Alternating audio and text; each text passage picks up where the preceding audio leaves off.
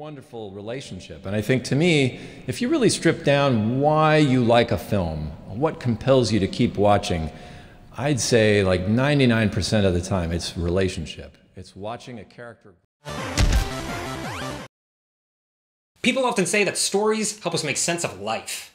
Kenneth Burke says stories are equipment for living. Stories communicate the human experience across languages, borders, cultures. They are literally how we talk.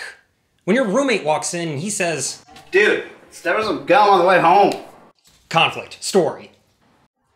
On the way home, there was this weird guy looking at me. Conflict, story. We expect it. You tell your roommate, "Dude, there's like 2 birds outside." So? Where's the conflict? Story. What story is and why it is a whole bunch of theory that sounds sick, and we should totally make a false promise to make that video. But the point I'm getting at is story is universally intertwined with us, our experience, and our meaning. So when we then consider how to tell stories that are impactful, engaging, meaningful, we ought to be vulnerable and honest in how we look at our own lives, as well as the lives of people around us. And in turn, then we can look at good stories and see what they say to us about how to live. Story is a map, a compass. Narratives that impact us deeply reveal what's important to us, even if it's not something we think about consciously or even agree with. But when you walk away from a story that hits you in the feels, something about that was truth. So, why bring all that up? Well, 1, because stories are sick. And moreover 2, we're delving into a topic series that is not only imperative to storytelling as a whole, but speaks to one of our core needs as humans: relationships. How often people talk about character development and how infrequently people talk about relationship development is interesting, and quite frankly disappointing. Relationship is the vehicle through which characters are developed. A character can't be described as shy if there's no one there to shy away from. They can't be described as caring or thoughtful if there's no one there to care for or engage with. Funny if there's no one there to laugh, or selfish if there's no one there not to care for. We're defined through the lens of our relationships, and yet such a crucial part of story and character development is rarely talked about. Storytelling is for and about relationships. Storytelling, as in telling somebody else, which can't happen unless there are 2 people, i.e. a relationship. There's layers upon layers of relationship in and around storytelling. You've got character to character, protagonist to antagonist, character to society within the story, character to reader, character to author, author to reader, author to IRL society. All that to say that storytelling does not exist within a vacuum. Even stories like Castaway or The Martian, where the main character is completely alone, are still contextualized within relationships that they had in the past or want to continue to have in the future. Or you know what? Screw this. Just hit the old pause button on this video. Go watch Into the Wild. It's just better use of your time. Just get out of here. Just go. Why are you still here? In story, as in life, relationships create meaning, which creates impact and engagement. My favorite example of this is from Monsters University. When Mike cheaply wins that contest, did you feel it? Did you feel a moment of disappointment of, oh, that's it? Wasn't quite what I thought it would be. And then boom, the movie keeps going and it's all about the relationship of Mike and Sully, and by the end of it, they don't even get into the school, but they're friends. And you're like, man, that was a really good movie. Why? Because the deep, real, vulnerable relationship that they formed. It's like the writers wanted to make it abundantly clear. This is what you care about. Not this cheap achievement. This is what you find meaningful.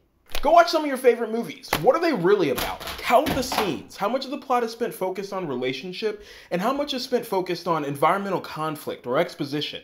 Take, for instance, Cloudy with a Chance of Meatballs. The first 2/3 of that movie is spent setting up the relationship between Flint, his dad, Mr. T, the townspeople, etc. It's not until Flint royally messes everything up that there's even any idea of a spaghetti tornado. But why? Why do we get hit in the feels when an arrogant jerk realizes that friendship is more important than achievement? When a father and son's relationship grows by the father realizing his own fear is holding back his son? When a couple demonstrates love by sacrificing significant parts of themselves to put the other's needs in front of their own? Well, I'm not going to act like I got relationships all figured out. It would take roughly 26 years to go over my own personal failures to develop and nurture relationships with the people around around me. But from what I can tell, no one has them all figured out. If someone did, I imagine story would be very boring to that person. And if we look at what psychology has observed, you'll find that it tells us that we flourish in relationships and we cripple without them. But if we try to figure out why we flourish and why we cripple, you'll see that the resources on that dry up pretty quickly. But let's dig a little deeper. I'm gonna get straight philosophical on you. When you Google the definition of why, the top result is for what reason or purpose. The thing about purpose or meaning is it's fully dependent upon another conscious being. A word has meaning because somebody defined it. If you walk through a city, you can ask the question, why is that building there? And the answer would be because somebody had a reason for it to be there. Conversely, if we walk through an unexplored forest, we can't ask the question, why is that tree there? Unless you mean, how did it get there? Or you believe a creator had a reason for it being there. So if one asks that existential question, what is my meaning or purpose? One has to interact with another conscious being. And when one conscious being interacts with another conscious being, the result is a relationship. In other words, meaning is defined by relationship. For the sake of being concise, we're going to assume that meaning is important to you and humans, considering we're the only organism that's concerned with meaning. Mooch here, as far as we know, has never asked why. Therefore, meaning is important to us and to us universally and uniquely. And because meaning comes from relationship, we can now answer why we get hit in the feels when a jerk realizes friendship is more important than achievement. Because relationship hints at a piece of our meaning. So now that we know that relationships are important, what are they? What are they comprised of? And how do we create meaningful relationships that subsequently tell good stories? Varying amounts of trust, being understood, and love are all what make up our relationships. From the random conversation you have with people on the street to whoever sleeps across from you at night, the quantity of each of these attributes defines the depth of these relationships, as well as the success of these relationships.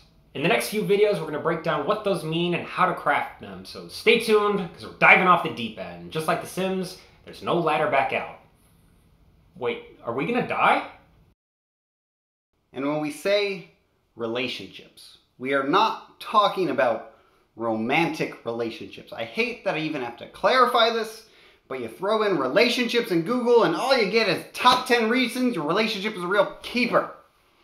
You have a relationship with every self-aware being that your life has touched. Your parents, your siblings, your friends, the lady in front of you in the DMV, and yes, your significant other. So we're not talking about romantic relationships, but it's just a piece of the pie, and it's not even the big piece that you're eyeing a couple people back in the buffet line that your cousin gets, and you're like, dang it! It's a little piece you get that's left over. Okay? Okay. So, hey everybody, thanks for watching. This is going to be our first video of 4 on relationships. Yeah. It's going to be a lot of fun. Yep. A lot of videos. Get pumped for that. You are literally holding that upside down right now. Yeah, so as usual, follow up comments. Love to hear what you guys have to think. Turns out we found this guy on the streets.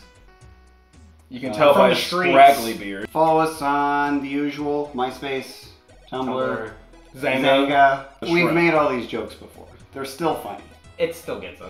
If you want to follow me and my art endeavors, I have started all the things on John's face. @Funstructive. Follow him on Twitter. Sass and Stash. See you guys later.